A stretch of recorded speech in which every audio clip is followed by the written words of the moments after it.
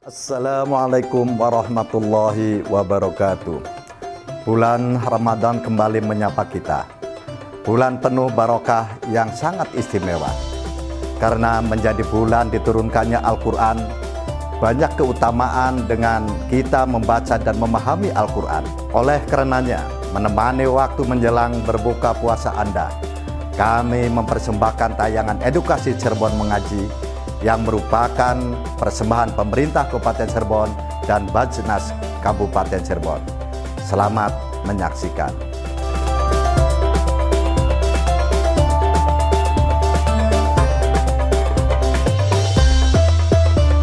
Acara ini dipersembahkan oleh Bajnas Kabupaten Cirebon dan didukung oleh Assalamualaikum warahmatullahi wabarakatuh. Alhamdulillahirabbil alamin. Kembali saya Rida Fairuz menjumpai Anda, tentunya menemani saat-saat menjelang buka puasa Anda ya. Dan program spesial ini akan selalu menemani Anda di sepanjang Ramadan 1443 Hijriah ini. Dan seperti biasanya di sini di Cirebon Mengaji membudayakan kembali Maghrib Mengaji, persembahan spesial dari Bajnas Kabupaten Cirebon. Dan seperti biasa nanti kita akan ada kajian tajwid dan juga kajian tafsir pemirsa. Tema kita pada kesempatan kali ini yaitu kesatuan ibadah, sholat dan zakat, merujuk pada Al-Quran surat Al-Baqarah ayat 42 sampai dengan 46 dan juga ayat 110. Dan seperti biasa, saya ditemani oleh guru-guru saya. Langsung saja saya sapa. Di samping saya sudah ada Kang Haji Muhaddisir Rifai. Assalamualaikum, Kang. Waalaikumsalam warahmatullahi wabarakatuh. Alhamdulillah, selalu menemani pemirsa RCTV nih ya setiap harinya. Alhamdulillah. Sehat selalu ya, Kang ya. Amin. Amin ya rabbal alamin. Terima kasih sudah hadir di sini. Dan di ujung sana sudah ada Kang Sigit Nurhendi. Assalamualaikum, Kang Sigit. Aduh, ini gagah banget nih. Itu Blangkon namanya ya, Kang ya? Iya, Blangkon. Biar ada pembeda dengan yang lain. Iya, betul sekali. Sehat ya, Kang ya? Alhamdulillah, sehat-sehat. Baik, terima kasih Kang Sigit sudah hadir. Ya. Dan pemirsa, kita akan kupas tuntas Al-Baqarah ayat 42 sampai dengan 46 dan juga ayat 110 dalam tema kita yaitu kesatuan ibadah, sholat dan zakat. Dan kita awali dengan kajian tajwidnya. Silakan Kang Hadis. Baik, terima kasih Mbak Rida. Langsung saja kita akan baca bersama-sama seperti biasa. A'udzu billahi minasy syaithanir rajim. A'udzu billahi minasy syaithanir rajim. Bismillahirrahmanirrahim. Bismillahirrahmanirrahim. Wala talbisul haqqa bil batili wa taktumul haqqa wa antum ta'lamun. ولا تلبسوا الحق بالباطل وتكتموا الحق وأنتم تعلمون وأقيموا الصلاة وآتوا الزكاة واركعوا مع الراكعين وأقيموا الصلاة وآتوا الزكاة واركعوا مع الراكعين أتأمرون الناس بالبر وتنسون أنفسكم وأنتم تتلون الكتاب أتأمرون الناس بالبر وتنسون أنفسكم وأنتم الكتاب أفلا تعقلون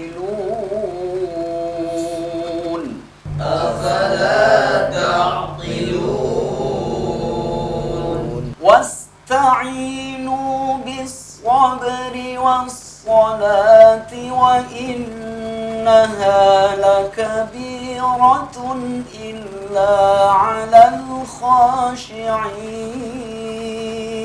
واستعينوا بالصبر والصلاة وإنها لكبيرة إلا على الخاشعين الذين يظنون أنهم ملاقو ربهم وأنهم إليه راجعون الذين يظنون أنهم ملاقو ربهم وأنهم إليه راجعون صدق الله العظيم صدق الله العظيم. Baik, alhamdulillah, terima kasih adik-adik sekalian. Di sini hari ini kita akan menjelaskan hukum daripada ikhfa. Kalau kemarin kita jelaskan qalqalah ada 3 macam, hari ini juga ikhfa itu ada 3 macam. Yang pertama adalah ikhfa aqrab. Ikhfa aqrab itu ketika nun sukun atau tanwin bertemu dengan 3 huruf, yaitu ketika bertemu dengan ta, dal, dan wa. Karena ikhfa itu merupakan bacaan di mana tengah-tengah, sebenarnya itu tengah-tengah antara yaitu antara izhar dan idgham. Ketika ikhfa aqrab, nun sukun atau tanwin bertemu dengan ta, dal atau po, maka ini lebih dekat dengan izhar. Bahasanya lebih dekat ya, aqrab. Jadi lebih dekat. Artinya bukan izhar ya. Jadi di sini seperti contohnya wa antum. Jadi bukan wa antum. Ya. Bukan juga wa antum. Ya. Jadi lebih dekat. Jadi begitu ya. Jadi bukan wa antum tapi wa antum. Kemudian yang kedua adalah ikhfa ab'ad. Ikhfa ab'ad itu ketika nun sukun atau tanwin bertemu dengan qaf atau kaf. Ini lebih banyak atau lebih dekat kepada sifat daripada idghamnya. Maka kemudian dia akan menuju pada makhrajnya qaf dan kaf itu. Jadi min qablikum man kana. Nah, yang paling susah ya, yang paling susah itu sebenarnya adalah ikhfa awsat. Jadi di mana antara izhar dan idghamnya itu harus separuh-separuh, 50-50. Jadi di sini contohnya seperti watan sauna. Jadi tan tidak, tang tidak. Jadi tengah-tengah. Watan sauna anfusakum. Jadi di sini ada contohnya yang jelas tadi dibaca oleh kita semua. Itu saja Mbak Rida mungkin Baik. untuk hari ini yang bisa saya sampaikan. Mudah-mudahan ada manfaatnya. Terima kasih. Terima kasih Kang Muhadis. Ya pastinya sangat bermanfaat ya. Di bulan suci Ramadan ini kita tidak hanya puasa, tidak makan dan tidak minum, tapi kita isi dengan hal-hal yang bermanfaat. Apalagi menjelang berbuka puasa adalah saat-saat yang tepat kita menimba ilmu.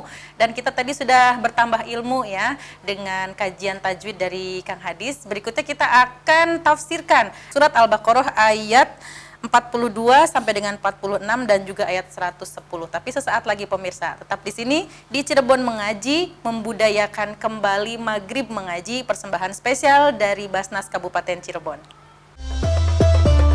Acara ini dipersembahkan oleh Basnas Kabupaten Cirebon dan didukung oleh Acara ini dipersembahkan oleh Basnas Kabupaten Cirebon dan didukung oleh Baik, terima kasih pemirsa. Anda kembali menyaksikan Cirebon Mengaji, membudayakan kembali Maghrib Mengaji, persembahan spesial Basnas Kabupaten Cirebon. Kalau tadi kita sudah kaji dari sisi tajwidnya pemirsa, kita akan simak kajian dari sisi tafsirnya. Tapi sebelumnya saya mau ucapkan dulu terima kasih dan selamat berbuka puasa untuk Anda semua pemirsa setia RCTV, untuk Anda yang menjalankan ibadah puasa. Dan langsung saja Kang Sigit, silahkan. Terima kasih Mbak Eda. Ya. Baik, adik-adik semua, saya ingin mencoba menjelaskan tentang makna dari ayat ini, yaitu surat Al-Baqarah ayat 42 sampai 46. Dalam ayat ini Allah memberikan larangan kepada Bani Israil, jadi dia menceritakan dalam masjid sendiri tentang kaum Bani Israil untuk tidak mencampur adukan antara kebenaran dan kebatilan. Ini yang sudah sering terjadi. Wala talbisul haqqa bil batil. Dan janganlah kamu wahai Bani Israil mencampur adukan kebenaran dengan kebatilan, dengan memasukkan apa yang bukan firman Allah dalam kitab Taurat. Jadi kaum Bani Israil ini mencampur adukan antara kebatilan dan kebenaran ini sesuai dengan kepentingan, sesuai dengan seleranya. Kalau zaman dulu ini mereka mencampur adukan firman Allah ke dalam kitab Taurat. Dan janganlah kamu sembunyikan kebenaran firman-firman Allah seperti berita akan datangnya Nabi Muhammad. Sedangkan kamu mengetahuinya. Jadi orang-orang Yahudi ini menyembunyikan berita tentang kedatangan Nabi Muhammad SAW ini yang termaktub di dalam Taurat dengan maksud untuk menghalangi manusia beriman kepadanya. Nah ini maksud dari ayat Al-Baqarah ayat 42 surat Al-Baqarah ini. Jadi di dalam ayat ini terdapat dua larangan Allah yang ditujukan kepada Bani Israil. Tetapi sebetulnya larangan ini kepada kita umat Nabi Muhammad SAW yang sudah terjadi. Apa itu kandungan dalam ayat ini? Yang pertama, agar mereka jangan mencampur adukan yang hak dengan yang batil. Maksudnya bagaimana? Pemimpin-pemimpin Bani Israil ini suka memasukkan pendapat-pendapat pribadi ke dalam kitab Taurat sesuai dengan kepentingan tadi, sehingga amat sulit untuk membedakan mana yang hak dan mana yang batil, terutama dalam penolakan mereka menjelek-jelekan dan tafsirkan untuk beriman kepada Nabi Muhammad SAW ini. Mereka membuat alasan untuk menjelek-jelekan supaya kaum Bani Israil ini tidak percaya dan tidak simpati akan datangnya keputusan Allah Nabi yang terakhir ini. Akhirnya mereka berpaling, sehingga mereka lebih berpegang pada ucapan para pemimpin itu dan tradisi mereka daripada menerima ajaran yang dibawa oleh Rasulullah ini. Nah, walaupun perintah itu ditujukan kepada Bani Israil, namun isinya dapat pula ditujukan kepada kaum muslim dari segala lapisan, terutama para pemimpin dan orang-orang yang memegang kekuasaan ini, sehingga ini seakan mengatakan, orang-orang yang memegang kekuasaan, janganlah kamu campur adukan antara keadilan dan kezaliman. Berbicara lagi, para hakim, janganlah kamu campur adukan antara hukum dan suap. Kepada para pejabat, para pejabat, janganlah kamu campur adukan antara tugas dan korupsi. Dan para sarjana, kalian ini sarjana kan tentunya ini, janganlah kamu campur adukan antara ilmu dan harta dan sebagainya. Jadi kandungan ayat ini yang pertama, ini sudah banyak yang terjadi, orang mencampur adukan mana yang hak, mana yang batil, maka timbulnya samar-samar. Nah, yang kedua, makna dari ayat ini adalah agar mereka tidak menyembunyikan kebenaran yang padahal mereka mengetahuinya. Maksudnya bagaimana? Kaum Bani Israil itu telah menyembunyikan kebenaran yang telah mereka ketahui dari kitab-kitab mereka, antara lain berita Allah tentang Nabi Muhammad yang akan diutus sebagai penutup semua rasul dan seluruh umat manusia. Hal ini sengaja mereka tutupi dari masyarakat umum, bahwa mereka berusaha menjelek-jelekan Nabi Muhammad untuk menghalangi manusia beriman kepadanya. Kayak model sekarang itu membuat karikatur atau membuat kartun yang intinya menjelek-jelekan Nabi Muhammad supaya orang-orang awam ini tidak simpati, tidak percaya. Ini sudah terjadi di zaman dulu. Nah ini kejadiannya itu diadopsi sampai hari ini, ya terutama oleh orang-orang yang non-Muslim. Nah, dengan sengaja menunjukkan sesuatu yang benar. Sudah Allah menyampaikan sebuah mereka beriman kepada Al-Quran. Lalu pada ayat berikutnya Allah memerintahkan agar mereka senantiasa melaksanakan apa-apa yang telah ditentukan oleh syariat. Terutama perintahnya adalah melaksanakan sholat, menunaikan zakat, dan tunduk serta taat kepada perintah-perintah Allah. Maka ayat selanjutnya adalah waqimus sholata wa atuz zakat warka'u ma'ar raki'in. Ini adalah pesan kesatuan ibadah antara sholat dan zakat. Sebagaimana orang beribadah sholat ini tidak hanya tujuannya adalah kesolehan spiritual kepada Allah secara vertikal saja, tetapi ketika orang sudah melaksanakan sholat maka akan timbul kesalehan sosial. Mereka akan kepedulian terhadap sesamanya. Ini kandungan dari makna waqimus sholata wa atuz zakat. Ini adalah bahwa Islam juga peduli terhadap lingkungan di sekitar kita yang membutuhkan. Setelah adanya kita melaksanakan perintah sholat, maka timbulnya kesalahan-kesalahan sosial.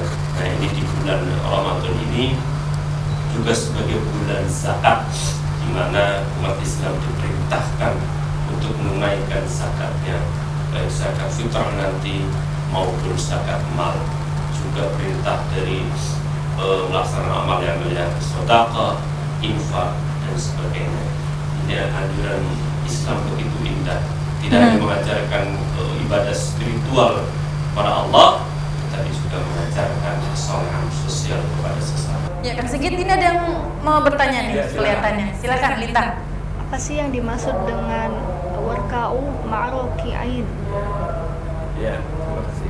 Langsung dijawab? Langsung, Kang, Oke, silakan. terima kasih. Baik, terima kasih pertanyaannya, bahwa setelah mengajak Bani Israil untuk memeluk Islam dan meninggalkan kesesatan-kesesatan dan perintah utama yang disampaikan kepada mereka untuk melaksanakan sholat dan berdoa kepada Allah, maka menunaikan zakat, maka perintahnya adalah untuk mengikuti mengetahui bahwa sholat menurut agama Islam ini terdiri dari berbagai macam-macam gerakan jasmaniah seperti ruku, sujud, i'tidal dan sebagainya. Tetapi pada akhir ayat ini sholat tersebut hanya diungkapkan dengan kata-kata ruku. Nah, ini maksudnya apa? Hal ini dimaksudkan untuk menekankan agar mereka menunaikan sholat dengan benar seperti yang diminta syariat Islam. Nah, seperti yang diajarkan oleh Rasulullah, bukan sholat menurut cara mereka terdahulu, sholat tanpa adanya ruku. Jadi ibadah zaman dulu tidak ada rukunya. Ini bahwa sesuai dengan hadisnya, shollu ra'aitumuni kama usolli. Maka kalian sholatlah seperti apa yang dicontohkan oleh Rasulullah, bukan sholat dengan cara-caranya sendiri. Maka untuk bisa meniru kalau itu, maka dalam hadis yang lain dikatakan untuk diajarkan sholat secara berjamaah. Ya, sholatul jamaah tafdhulu sholatul fardhi bi 27 darajah. Bahwa keutamaan sholat jamaah ini lebih utama 20 derajat daripada sholat sendiri. Supaya apa? Bagi orang-orang awam yang tidak tahu itu bisa belajar, meniru gitu. Oh, ini loh cara sholat yang baik yang sudah diperintahkan oleh Rasul. Bukan sholat dengan caranya sendiri. Maka di zaman sekarang orang gerakan sholat ada beda. Nah ini makanya perlunya kita belajar bagaimana tuntunan sholat. Ya, kita butuh guru untuk supaya sholatnya benar, bacaannya, gerakannya. Maka ketika orang belajar dengan ada gurunya dengan secara berjamaah, maka sholat kita sesuai dengan tuntunan yang diajarkan oleh Rasulullah secara syariat, maka kita akan tahu mana sih yang keutamaan, mana ini yang gerakan sunnah-sunnah, mana yang rukun dan sebagainya. Maka ini bisa meminimalisir adanya perbedaan-perbedaan dalam kegiatan sholat itu. Sepertinya itu ya jawaban dari pertanyaan tadi. Sudah puas ya, Undang ya? Terima kasih Kang Sigit. Ya, sama-sama. Luar biasa sekali, selalu ya kita disirami dengan ilmu-ilmu di setiap sorenya, di detik-detik jelang buka puasa Anda pemirsa. Dan pengennya masih banyak yang ditanyakan ini ya, cuman apa daya ya, waktunya sudah habis dan kami harus pamit undur diri pemirsa. Terima kasih Kang Hadis, terima kasih Kang Sigit, terima kasih untuk semuanya sudah hadir di sini dan akhirnya saya Rida Fairuz pamit undur diri, sampai jumpa di episode besok sore di Cirebon Mengaji, membudayakan kembali Maghrib Mengaji, persembahan spesial Basnas Kabupaten Cirebon. Salurkan zakat, infak, dan sodako Anda melalui Basnas Kabupaten Cirebon. Zakat, infak, sodako Anda insya Allah akan kami kelola dengan amanah, profesional, transparan, dan akuntabel. Cinta zakat menyejahterakan umat, Cirebon mengaji, dan indahnya berbagi. Acara ini dipersembahkan oleh Basnas Kabupaten Cirebon dan didukung oleh